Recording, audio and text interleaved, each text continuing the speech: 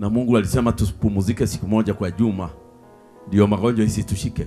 We are supposed to have 24 hours resting, doing nothing. Ndio sasa ukae siku nyingi duniani. Lakini sasa ile masaa tunakaa resting ni madogo sana. Tunatoka kazini saa 3 ya usiku, tunarudi saa 12.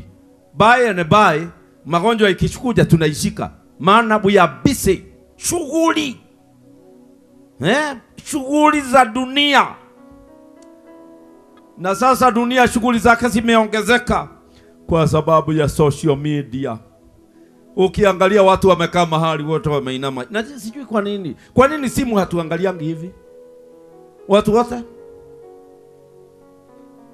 ni worship. Ukienda kwa hoteli leo, hata ukisikia mtu ameenda nyumbani kusalimia nyanya naye yako na kake anafinya hivi, na wewe unafika na hii ya town. Inaitwa shughuli ya dunia. Na mambo mengine unasoma hapo ni ya kukufundisha kufanya usherati kwa haraka. Ni ya kukufundisha ya kwamba unaweza kufanya dhambi na uendelee. Ni ya kukufundisha ya kwamba unaweza kuasha mzee mmoja na uende na mzee mwingine na kuwe kuzuri. Na hiyo teaching ukiipokea siku nyingi baada ya theory hizo unasoma siku moja utafanya practicals. You are now in theory. Siku moja utafanya ma practicals. Kuna katoto niliona kakiangalia wrestling. Kalikuwa kanaangalia kamekaa chini. Tukafikiria mtoto hawezi kushika kitu. Halafu akawasha hapo, akaenda akaangalia mtu mwingine anafurahi hewani. Anaitwa Superman. Tukasema hakuna shida mtoto hata akiangalia Superman. Wadugu, mtoto wa pastor siku moja alipanda, maana nyumba yao ni ya ngorofa. Akapanda pale juu, akaamua leo ni Superman. Ndi vile alishout. Baba yake akashindwa mtoto ameshauti akiwa wapi?